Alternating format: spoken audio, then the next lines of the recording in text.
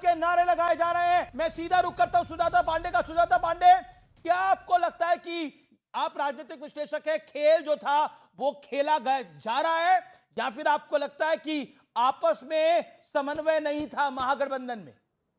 संजय यादव के खिलाफ नारेबाजी की तस्वीरें सामने आ रही हैं। नहीं, अभी तो ये शुरुआत है, आगे आगे देखिए होता है क्या। मौड़ी मैं इसलिए कह रही हूँ क्योंकि जिस तरह से महिलाओं ने एक सजाए मौत का फैसला दिया है राजद को, क्योंकि उनकी जो पारिवारिक हिस्ट्री है उसको देखते हुए, जो जंगल राज का इतिहास है जिसमें महिलाओं की कभी इज्जत नहीं की, शिल्पी गौतम से लेके भयावह कांड हुए चंपा विश्वास के साथ क्या हुआ ये तो इतिहास पटा पड़ा हुआ है। लेकिन आज जो ये कह रहे थे आरजेडी के प्रवक्ता कि वो हमारा पर्सनल मामला है, जो रोहिणी आचार्य कह रही है, भाई साहब पर्सनल मामला नहीं है। जिस वक्त ये आवाज आपके घर से निकल के माइकों तक पहुंच गई और टीवी चैनलों में चल गई और आप रोहिणी आचार्य द्वारा ही बोली गई, ये पर्सनल मामला नहीं होता है, ये भारत की बेटियों का सम्मान का मामला है, उनकी डिग्निटी का मामला है, आर्टिकल 14 का मामला है, आर्टिकल 21 का मामला है। और आप चला रहे थे बिहार में कि ये संविधान बदल देंगे और संविधान की रक्षा करेंगे।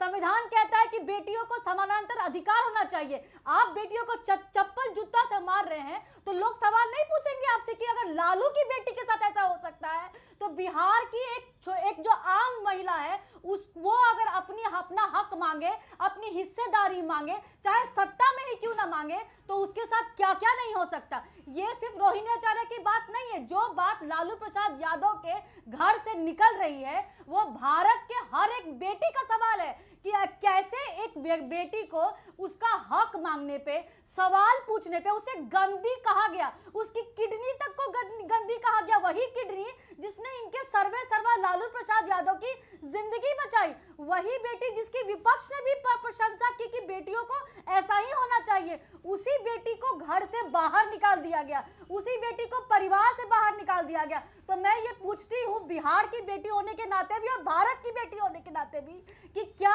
आपका ये दायित्व नहीं बनता है कि आप ये बताइए कि जो आपके घर में बेटियों के साथ हो रहा है, जो रोहिणी आचार्य के साथ हो रहा है, वो क्या आरजेडी की अपनी छवि पे बड़ा काला धब्बा नहीं है? जंगल राज की छवि से आप परेशान थे, उससे निकल नहीं पाए, इसीलिए महिलाओं ने आपको वोट नहीं दिया। ओके, जवाब सुजाता पांडे जवाब लेते हैं। जैन जिज्ञासु का जैन जवाब रही है वो पारिवारिक नहीं है, इसका जवाब देना पड़ेगा। लालू प्रसाद क्यों चुप है, इसका जवाब देना पड़ेगा। राबड़ी, अच्छा, आप आरजेडी नहीं कह रही, आप रार जेडी कह रही हैं। रार जेडी है, रार हो रही है और रार जनता दल है ये। ओके, देखिए मैं तो इतना ही जानता हूँ, जिस चंपा विश्वास का जिक्र आप कर रहे हैं, अरे भाई आप बोल लिए भाई, अब मुझे बोलने दीजिए। आपने बोला, गजब हाल है आप लोगों का। ठीक है, ओके, जैन जिज्ञासु बोलिए। आपने उठा लिया सवाल, 100 सवाल उठाया, हमारा उत्तर तो भी सुनिए आप मोहतरमा। मैं कह रहा हूं कि चंपा विश्वास ने जो मामले उठाए, हमारी सरकार ने मामले को दर्ज किया, अभियोजन पक्ष बिहार सरकार थी और सजा हुई, लेकिन वह आदमी बड़ी कब हुआ है? जो विधायक के पुत्र हैं वो बड़ी हुए नीतीश जी की सरकार के दौरान 2010 में। और फिर आप देखिए, अगर आप इस तरह से बोलेंगे तो ये विचित्र बात है। सुजाता पांडे, हमने आपको सुना। सुजाता पांडे, एक करके आपने सुना, आपने रोहिणी आचार्य के बारे में सवाल पूछा और चंपा विश्वास के बारे में पूछा, वो जवाब देंगे। रोहिणी आचार्य पे जवाब और चंपा विश्वास पे जवाब। के मामले में मृत्युंजय यादव बरी हुए हैं 2010 में, और हाईकोर्ट ने जो निर्णय सुनाया उसमें यह था कि ये जो रिश्ते थे वो परस्पर सहमति, म्यूचुअल कंसेंट के साथ बने थे। अब ये तो हाईकोर्ट का जजमेंट है भाई, इसमें जैन जिज्ञासु, लालू प्रसाद, राबड़ी देवी क्या करेंगी? तो दूसरी बात, आपने रोहिणी जी के बारे में जो कहा, ये बिल्कुल सच है कि रोहिणी जी हमारे परिवार की सबसे आत्मीय सहृदय सदस्य हैं और वो बड़ी बहन है, निष्कपट है, निष्कलुष है, निश्चल है, उनके मन में कोई मैल नहीं है। और अरे भाई आप सुन लीजिए ना, आप देखिए एक बात आपको कहूं, मेरे अपने परिवार में भी कोई लबर करता है ना तो मैं वहां उस डिस्कशन में हिस्सा नहीं लेता। मैंने आपको विनम्रता पूर्वक सुना, आपको ससम्मान सुना। सुन लीजिए ना भाई, नहीं भाई, आई कांट टॉलरेट यू। आपको मैंने सुना, अब आप उत्तर नहीं सुनिएगा क्या? नहीं, बीच में टपर करने वालों को मैं इंटरटेन नहीं करता हूँ। कभी बेटी को अरे चप्पल छोड़िए ना मारते भाई, हो, और उसके आपके बाद परिवार के निजी बारे में मुझे मामला पता नहीं निजी है, मामला नहीं है। आपके परिवार निजी के बारे में मामला मुझे नहीं पता है, इसीलिए लेकिन मैं बिहार दावे की के साथ कहता हूं कि आप जिस तरह से महिलाओं ने बीच में आपको वोट टपकती नहीं हैं, दिया। और आपको बिहार पसंद की नहीं करते होंगे महिलाओं आपके ने परिवार के कभी भी लोग। आपको वोट नहीं आप दिया, जिस तरह से क्योंकि बीच आप में जंगल राज का टपकती सत्ता हैं, तो स्वरूप आपके नहीं है। परिवार के लोग आप आपको पसंद पिछली नहीं सत्ता करते का होंगे। स्वरूप है। आप मैं आपको महिलाओं दावे के के साथ प्रति कहता हूं होने आपके वाले अंदर अत्याचार शऊर का नहीं है। स्वरूप है। अच्छा, आप एक छोड़िए ना भाई, आप सुजाता पांडे, बीच में जो टपक नहीं रही हैं, ये आप एक तो सुजाता पांडे अपनी बात कर रही है, चपड़ चपड़ नहीं कर रही हैं। हम ओके सुजाता पांडे, एक second Sujata Pandey, audio down करो सुजाता जी, एक सेकंड ओके। जैन जी का सुजाता, एक सेकंड, आपका एक पॉइंट है, वो उसका वो जवाब देंगे। सुजाता, मेरा रिक्वेस्ट सुनिए, मैं अमीश देवगन बोल रहा हूं, आप शांत रहिए। सुजाता पांडे, मेरी रिक्वेस्ट को मानिए। सुजाता जी शांत रहिए प्लीज, मैं आपको रिक्वेस्ट कर रहा हूं। देखिए, एक तो जैन जिज्ञासु, जैन 1 सेकंड, जैन, एक तो आपने बोला सुजाता पांडे चपड़ चपड़ करती है, मेरा निवेदन है किसी को ऐसे ना बोले, वो भी महिलाएं, उनका भी सम्मान है, वो भी बोल रही है अपनी बात को। ओके, आप अपनी बात महिला करें।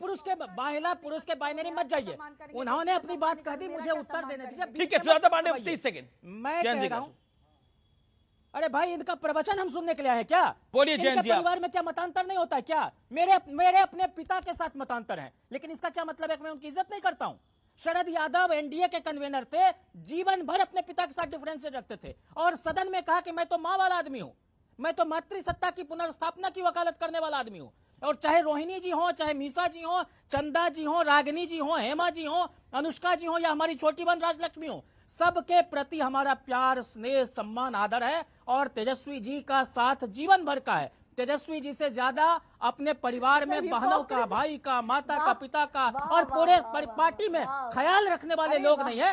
लेकिन कई बार भावावेश में कोई बात होती है और वो परिवार के बीच की बात है, उसको एमिकेबली हम रिजॉल्व करेंगे। इसमें इनका क्या काम है भाई?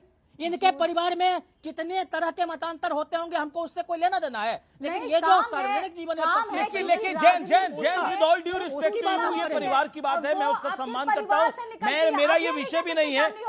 अरे भाई, अगर ये इनका अपने परिवार में, ससुराल में, मायके में, पति के साथ, भाई के साथ, भाभी के साथ, बाकी ननद के साथ कैसा रिश्ता है, ये खुद जानती होंगी। क्या डिफरेंस नहीं होता है? हमारे यहाँ भी नहीं चलाई जाती। बाल पकड़ के बाहर नहीं नहीं, आप कौन होती हैं? Who are you? नहीं, आप होती कौन हैं? आप कौन हैं? मैं बिहार से। अरे आप कौन होती हैं? हमारे परिवार पर टिप्पणी करने वाली आप क्या कौन हैं? क्या होती हूँ? अरे अपने घर से मतलब रखिए ना भाई, अपनी पार्टी से मतलब रखिए ना। कुछ नहीं है आप एक तमाशाई हैं, आप एक तमाशबीन हैं, आप एक उज्जज हैं, आप एक फुहर महिला हैं, आप एक बदतमीज और बेशऊर महिला हैं, इससे ज्यादा आप कुछ नहीं है। अरे छोड़िए पांडे जी, अरे छोड़िए पांडे जी, आप क्या हैं? अरे आप अपना परिचय खुद दे रही हैं। दूसरे के मामले में टपकने वाले, दूसरे के घर में झांकने वाले लोग कोई अच्छी परवरिश का परिचय नहीं दे रहे हैं। अगर आपको जरा सा भी शऊर, तमीज और तहजीब होती तो आप इस मामले में नहीं पड़ती। अरे पुरुष और स्त्री को मैं मानता ही नहीं। जैन जिज्ञासु, आप कह रहे हैं फुहड़ है, और आप कह रहे हैं ये महिला ठीक नहीं है, ये महिला फुहड़ है, ये अधिकार आपको किसने दिया? ये क्यों बोलेंगे आप? उन्होंने एक बात उठाई, उसको आप क्यों बोले? एक सेकंड सुजाता पांडे का ऑडियो डाउन है। जैन जिज्ञासु जी, आपने अपनी फेरो पैनलिस्ट को फुहड़ कह दिया, आपने बोला, आपने उनके लिए कितने शब्द बोल दिए, मैं रिपीट भी नहीं करना चाहता उनको। Sudhanshu Trivedi wants to comment. Sudhanshu Trivedi wants to comment. Sudhanshu Trivedi, नहीं, I think the line is crossed here. बदतमीज कहते हैं, बदतमीज उनको आप कह रहे हैं, फुहड़ है, चपड़ कर रही है। आपको एक सवाल पसंद नहीं आ रहा, आप उसका उत्तर ना दें। उज्जड और हल्का हम समझते हैं। ओके, सुधांशु त्रिवेदी, प्रश्न पूछ लिया, बीच में टपक रही है। नहीं, फिर वो शांत हो गई। आपने 1.5 मिनट बोला, 1.5 मिनट आपने, उसके बाद जब वो बोली तब भी मेरा निवेदन है, मेरा वो विषय नहीं था, लेकिन फिर भी वो विषय, अब क्योंकि आपने इतना बोल दिया। एक सेकंड जैन जिज्ञासु जी, अब मेरा निवेदन स्वीकार करेंगे। देखिए, मेरा कार्य, मैं अपने, मैं सबको पूरा अधिकार देता हूं बोलने का अपनी बात को। सुधांशु जी, आप काफी देर से नहीं, आप अपनी बात को बोलिए प्लीज, जो यहां पर अभी हुआ, योर कमेंट। मैं सिर्फ ये कहना चाहता हूं कि जो कुछ बिहार में जनादेश आया है, आज हम उनसे पुनः कहना चाहते हैं। चलिए, ये वाली पारिवारिक वाले विषय को कुछ समय के लिए अलग रखते हैं। वैसे एक बात जरूर कहना चाहते हैं, परिवार का कोई विषय सार्वजनिक नहीं किया जाना चाहिए। 2024 के लोकसभा चुनाव में लालू यादव जी ने ही चुनावी मंच से बोल दिया था कि रोहिणी आचार्य ने मेरे लिए किडनी दी है। वो बहुत नितांत व्यक्तिगत विषय था, उसका कोई राजनीतिक सभा में नहीं होना चाहिए था। खैर छोड़िए, अब आज के विषय पे आते हैं। आज अगर उनको लगता है चुनाव के लिए, तो मैं विनम्रता से कहना चाहता हूं, अभी तो चुनावी सूची सबके पास है ना, मतदाता सूची। मैं कांग्रेस से और विपक्षी दलों से कहना चाहता हूं, भाई साहब, एक बूथ के ऊपर 1000 से 1200 वोटर ही होते हैं। जरा सूची मिला लीजिए। कहीं ऐसा तो नहीं कि बाद में आपको लग रहा है कि एक में 100 फोटोएं, मतलब ये 100 मतदाताओं में एक ही फोटो है। ये सब अच्छी तरह मिला लिया है कि नहीं? ओके आप ओके जो कहते हैं कि साहब वो 6 बजे के बाद इतनी वोटिंग हुई, तो आपने क्या उसकी शिकायत की है कि नहीं? अभी समय है शिकायत करने का, फराज। सीसीटीवी पाने जी। का समय है, और वीडियो रिकॉर्डिंग की है कि नहीं, या सब कुछ एक साल बाद बवाल के लिए रखा है? जी। ये साल भर बाद के बवाल के लिए रखा है, एक साल या का तो अगर खेल ही हो ईमानदारी गया है है अब। तो सब प्रमाण आकर भरना चाहिए। आपके बूथ लेवल एजेंटों ने कितनी शिकायत की है, उन्होंने कितने प्रमाण दिए हैं, मतदाता सूची जो आई थी उनमें कितनी चेकिंग की है, या ये सब कुछ कभी वो कोलंबिया के बाद कहीं और से, ठीक है, इंग्लैंड ठीक है। अमेरिका से लौट के आएंगे जी, तब जी। बवाल करने के लिए होंगे? जी। इस बात पे विचार कर लेना चाहिए। जी, मैं रुक करता हूं फराज किदवई साहब का। फराज किदवई, देखिए मगध में हरा दिया, अब अवध की बारी है। जिस ओवैसी की पार्टी को आप हल्का आंकते थे, वो ओवैसी की पार्टी कांग्रेस के बराबर निकली है। आप बताइए क्या करेंगे? अगला नंबर अवध का है, बीजेपी कह रही है मगध में हरा है, अवध में भी हराएंगे। और आप तो मेरे कार्यक्रम में बकायदा कह के गए थे, सुधांशु जी भी थे उस दिन, और ऑडियंस भी थी, कि लालू का लाल मुख्यमंत्री बनेगा 14 तारीख को। देखिए क्या हाल हो रहा है। हाँ, तो परिवार में झगड़ा लग गया है बहुत बुरा। अमीश जी, देखिए, बिहार की जनता ने अपना फैसला दे दिया है, और मैं बिहार की जनता को हाथ जोड़ करके बड़ी विनम्रता से उनको बधाई देता हूं और उनके उज्जवल भविष्य की कामना करता हूं। और साथ में मैं इलेक्शन कमीशन की भूरी भूरी प्रशंसा करता हूं, इलेक्शन कमीशन की बहुत तारीफ करता हूं कि उनको मोदी जी ने जो काम दिया था उसको बहुत अच्छी तरह से उन्होंने निभाया है, जैसे कि उनको निभाना चाहिए था आदरणीय मोदी जी के दिशा निर्देशों पर। देखिए, भारतीय जनता पार्टी नहीं, जो आप है, लोग चुनाव पे चुनाव हारते जा रहे हैं, लेकिन इलेक्शन कमीशन का दोष है। गठबंधन में फ्रेंडली फाइट हुई, इलेक्शन कमीशन का दोष है। मैंने कब कहा दोष है? बिल्कुल मैंने कहा इलेक्शन कमीशन का दोष है गठबंधन के अंदर। ये तो आप बोल रहे हैं। फ्रेंडली फाइट हो रही थी, आखिर तक सीटें अनाउंस नहीं हो पा रही। मैंने राहुल कहा ही गांधी नहीं। तेजस्वी यादव को अनाउंस नहीं करना जा रहे थे। सन ऑफ मल्ला को अनाउंस करने के बाद मुसलमान वहां पे नाराज हो गए, और वैसे ही बैठे रहे लाइन के बाहर। उनको वो कह रहे थे मेरे साथ अलायंस कर लो, फायदा होगा तुम्हें। उसके साथ अलायंस नहीं करा, अपना घर सुलटा नहीं, और इलेक्शन कमीशन पे दोष है। कम से कम कभी तो आईना देखिए जनाब। हाथ जोड़ के मेरा निवेदन है, इलेक्शन कमीशन ही गलत है, पब्लिक ही गलत है, मीडिया ही गलत है, बाकी सब सही है। अरे सर आपने सर, 20 बोलिए सेकंड में नहीं सर। बोलने दिया। आपने कहा ना हाथ जोड़ करके मैं भी ये बोल रहा हूं कि मैंने कहीं नहीं कहा कि इलेक्शन कमीशन का दोष है, मैंने कभी कहीं नहीं कहा कि इलेक्शन कमीशन खराब है। मैंने तो कहा कि आदरणीय मोदी जी ने जो कहा इलेक्शन कमीशन ने किया। अब दोष उसमें अगर आप इतने सीनियर जर्नलिस्ट हैं ढूंढ रहे हैं तो उसमें मैं नहीं बोल सकता। अच्छा, आपका कहने का क्या मतलब था? मोदी जी क्यों बोलेंगे इलेक्शन कमीशन को? क्या बोलेंगे मोदी जी इलेक्शन कमीशन को? मतलब आप भी ऐसी बात करते हैं। अरे मोदी जी, मतलब आप भी ऐसी बात करते हैं। मोदी जी दिशा, इतने शरीफ नहीं है आप, प्लीज। इतने फराज के भाई आप शरीफ नहीं है जितने शराफत आप दिखा रहे हैं। देखिए Amish ji, Bharatiya Janata Party physically also and intellectually also. अरे sir, thank you very much sir, आगे पे तो बढ़ने दीजिए सर। देखिए, भारतीय जनता पार्टी और सुधांशु जी की सरकार ने पिछले 5 सालों में जो गैर दस्तूरी एक माहौल बनाया है, उसके ऊपर हबीब जलीब साहब ने, क्योंकि सुधांशु जी बैठे हैं इसलिए थोड़ा इंटेलेक्चुअल डिबेट में मजा आता है, तो हबीब जलीब साहब ने 4 लाइनें कही हैं जी कि दीप जिसका महलात में ही जले, चंद लोगों की खुशियों को लेकर चले, वो जो साय में हर मसलहत के पले, ऐसे दस्तूर को सुबह बेनूर को मैं नहीं मानता, मैं नहीं जानता। तो देखिए क्या हो रहा है अमीर जी। अब मैंने इलेक्शन कमीशन को कुछ नहीं कहा, लेकिन अब कहने जा रहा हूं। और मैं क्यों कहने जा रहा हूं? इलेक्शन कमीशन ने भारतीय जनता पार्टी को वो सब कुछ करने दिया जो जी। कि model of code of conduct okay जवाब सुधांशु जी ने लेते हैं। अब अभी आपने सुधांशु लंबा जी- बोला सुधांशु जी सर, जवाब सर, 40 अरे- सेकंड 40 सेकंड मेरे साथ दो मेहमान है जो एक भी मैंने बारी कुछ नहीं बोला बोले। ही नहीं, सुधांशु सर। जी बोलिए 30 सेकंड। मैं सिर्फ ये कहना चाहता हूं, इलेक्शन कमीशन को लेकर इनको जो आरोप लगाने हैं मैं एक बात कहना चाहता हूं दर्शकों से। भारतीय जनता पार्टी और एनडीए के सांसदों का 2 दिन का शिविर हुआ था, और जिसमें वो फोटो आपने सबने देखी होगी, प्रधानमंत्री जी पीछे जाके बैठे थे और उन्होंने कहा कोई बड़े नेता भाषण नहीं देंगे, सब सांसद अपनी अपनी बात कहेंगे, ठीक है। फिर उसके बाद छोटे ग्रुप्स बना के भी हुआ। क्या ऐसा कभी आपने सुना इंडी गठबंधन का? नहीं। चलिए, हमारे यहां मोदी जी के जन्मदिन से लेके और अभी महात्मा गांधी की जयंती तक बाकायदा सेवा सप्ताह मनाया गया। वहां पे कार्यकर्ता सम्मेलन हुए और कार्यकर्ताओं द्वारा सेवा, ऐसा कोई कार्यक्रम आपने देखा? सरदार पटेल की जयंती से चल रही है हमारी वो भारत पे दौड़ने वाली यात्रा, आपने कभी ऐसा कोई कार्यक्रम देखा? बाकी तो छोड़िए, संसद के पटल पर इंडी गठबंधन का कोई ऑफिशियल अस्तित्व नहीं है। इंडी गठबंधन ने राज्यसभा और लोकसभा में अपना नेता तक नहीं चुन के दे रखा है। भाई साहब ये बता दीजिए कि आज तक कांग्रेस और महागठबंधन ने एक कार्यकर्ता सम्मेलन नहीं किया, एक अपनी कार्यकारिणी की बैठक नहीं की, कोई विचार विमर्श नहीं किया।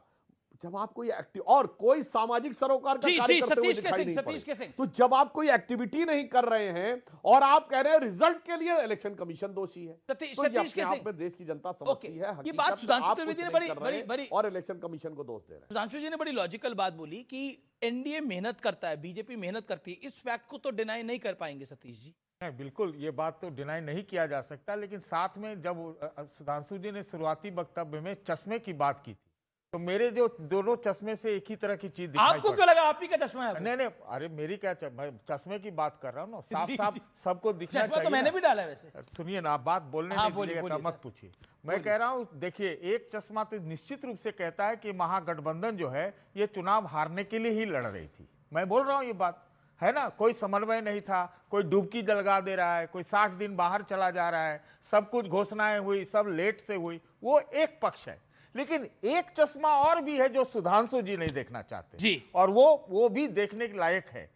भाई, ये शायद पहली बार इतिहास में, भारत के इतिहास में हुआ कि आप वोटिंग करने जाओ, उसके एक दिन शाम पहले आपके खाते में पैसे आ रहे हैं, आए हैं। मैं कह सकता हूं कि मैं जानता हूं कम से कम 2 लोगों को जिसके खाते में पैसे आ रहे हैं। अरे भाई, दे देते पहले।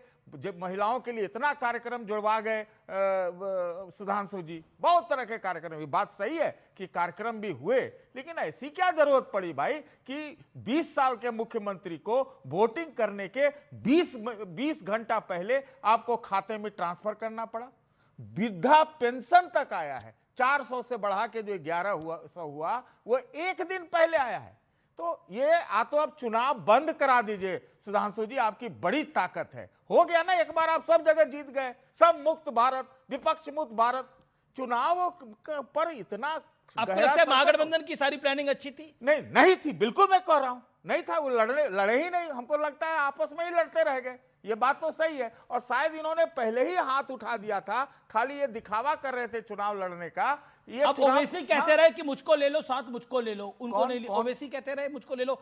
अब यूपी वालों को डरना चाहिए ओवैसी से। ओवैसी तो का तो पता ही है कि क्या है, कैसे साथ ले लेते भाई। तो आपको क्या पता है है, ओवैसी, आपको क्या है? मालूम है? 5 सीटें आई हैं, आपको नहीं मालूम? कांग्रेस से एक ही कम है। मैं आपको एक और बात बताता हूँ, ओवैसी के जो सारे जीते हैं ना, वो सब पहले जेडीयू के लोग थे। नहीं तो अब जीते तो ओवैसी के नाम पर ही है हाँ, ना। जीते ना। जीते तो एक सेकंड, अभी तक शादाब चौहान एक भी बारी नहीं आए। शादाब चौहान, जवाब आप लोग क्या है पता है? नहीं, एक कमेंट और करूंगा। जी। जो अभी आपने बोला 2.5 मिनट बोला। एक लाइन, हाँ, 10 एक लाइन, उसके बाद नहीं बोलूंगा। हाँ। मैं बोले वो विश्लेषक महोदया लगता है कुछ गजब तरह से तैयार होके आई हैं, इतना कहानी सुना दी, ये गड़बड़ वो गड़बड़ वो गड़बड़, उसमें बहुत कुछ सही वो बोली है। हमको भी बहुत पीड़ा है कि रोहिणी आचार्य ने ऐसा कहा। शायद आरजेडी और कांग्रेस दोनों में टूट विभाजन हो जाए, इससे मैं इंकार नहीं करता। आरजेडी में टूट हो सकती है? हो सकती है, हो सकती है। आप कह रहे हैं ये बात? मैं कह रहा हूं, लेकिन एक चीज सुन लीजिए विश्लेषक महोदया के बारे में। उनको जंगल राज तो सूझता है, औरतों की पीड़ा तो समझ में आती है, इनको अनंत राज नहीं समझ में आता। अनंत राज मतलब? अनंत राज, अनंत सिंह एक जीते हैं अनंत ना। राज। नहीं वो तो पर बार- चुनाव के बार- दौरान क्या- तो क्या बात बार- बार? जब चुनाव के वक्त तो बात हुई उसकी। ओके, पहले शादाब चौहान बोल लेंगे, तो मैं आपको सुझाता, I will give you chance. Shadab Chauhan.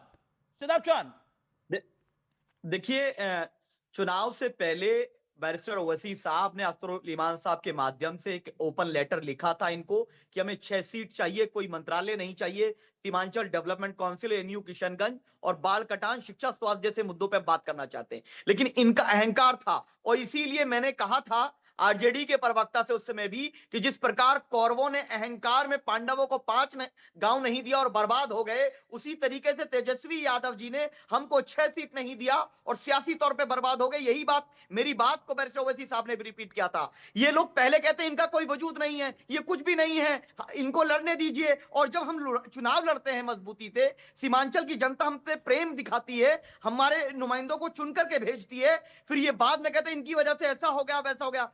हमने कहा कि फतेह हुई सीमांचल की पारी, अब है उत्तर प्रदेश की बारी। अब हम उत्तर प्रदेश में आ रहे हैं तो फरियाद किदवई साहब को मैं आज ओपनली खुले दिल से कह रहा हूं कि भाई हम मिल करके एनडीए बीजेपी को हराना चाहते हैं। हम लोग, हमारा ऑर्गेनाइजेशन मजबूत है। आइए, आ जाइए। इन्होंने बिहार में खेल बिगाड़ दिया है, 15 सीटें हरवाई है राजद को, 15 से 16 सीटें हराई है। आपको आना पड़ेगा इनकी शरण में, अब माननी पड़ेगी इनकी बात।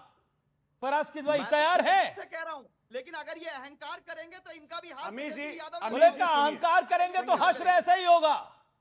फराज किदवई, अरे सर सुनिए तो, हाँ देखिए अमीश जी देखिए, इनकी जो पार्टी है शादाब भाई की, पहले तो मैं बोलूं कि असदुद्दीन ओवैसी साहब एक अच्छे आदमी हैं, देशभक्त आदमी हैं, पढ़े लिखे आदमी हैं, इसमें कोई दो राय नहीं है, he is a very good guy.